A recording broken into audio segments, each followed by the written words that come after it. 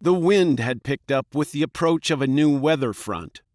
The autumn breezes blowing across the Lake Erie water had caused the surface to grow choppy overnight. From the second-floor window of Lear House, the mansion that his family had called home for close to 180 years, Marcus watched the waves crashing against the shore and washing across the lowland behind the erosion barrier. Soon, the island residents would have to build up the barriers again with limestone boulders. It was a constant battle to prevent the shoreline from washing into the lake. Fortunately, the island's old quarries still provided plenty of material both to maintain the barriers and to provide work for some of the younger residents. Marcus tried to see through the fog that lay across the channel to the mainland. He was glad it would not be necessary to take the 4-mile ferry ride across the channel today. His family, and all the residents of Perry's Island, had always to contend with the realities of living on an island, but it was becoming more of a problem for him since he had moved home and decided to establish a business. Hot coffee from the mug in his hand was a comfort on this chilly day, while he pondered the next steps in building the firm to be known as Lear Technologies and Investigation. Marcus was deep in thought when his ruminations were interrupted by the faint ringing of the house telephone. He decided to let it ring.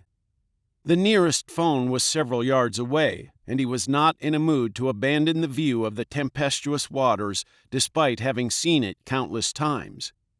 He gave in to the inevitable, however, when the still strong voice of Mrs. Pruitt, his family's longtime housekeeper, carried up from the floor below, interrupting his reverie and requiring him to answer the call. With a sigh, Marcus descended the main staircase to the first-floor foyer. The elderly woman handed him the receiver with an expression of only mild reproof. Marcus hugged her warmly before accepting the receiver. She flashed an indulgent smile and returned to overseeing the restoration of the old house's kitchen, her domain for the decades she had run the mansion. Marcus put the phone to his ear. "Hello?" "Hello? Is this Mr. Lear?" The voice on the line was hesitant and uncertain, a woman's voice that Marcus didn't recognize. "Yes, this is Marcus Lear." "Mr. Lear, my name is Lorena Vasquez, Ricky's mother. You visited my son in the hospital recently?" Those few words set Marcus's pulse hammering. His mind was instantly numb with anxiety. This was the mother of the boy he had been forced to shoot the previous April. Marcus had been a detective sergeant with the Columbus, Ohio Police Department, leading a team of homicide detectives until early that year. One cold, dark night, he had been on loan to the burglary squad investigating a series of electronics store break-ins.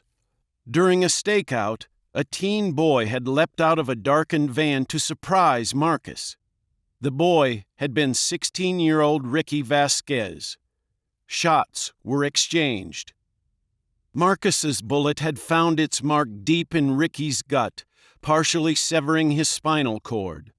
The boy was left a paraplegic. Marcus had not been hit in the exchange, but for him the damage had been more insidious. Marcus suffered post-traumatic stress disorder, or PTSD, with nightmares that shattered his sleep and brought him bolt upright in bed, shaking and drenched in sweat every night for months. Any attempt to handle a gun or strap on a holster resulted in the same sweats and quaking nausea. As a result, Marcus had been forced to resign from the police department, giving up the only job he ever wanted, before returning home to Perry's Island.